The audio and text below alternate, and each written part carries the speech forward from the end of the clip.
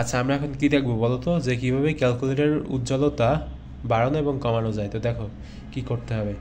তো যেটা করবা সেটা হচ্ছে তোমরা সেটিংয়ে প্রেস করবা। সেটিংয়ে প্রেস করার পরে এরপর হচ্ছে তোমরা সিস্টেম সেটিংয়ে যাবা, মানে দ্বিতীয় অপশনটা, এই যে দ্বিতীয় অপশন, ওকেতে প্রেস করবা।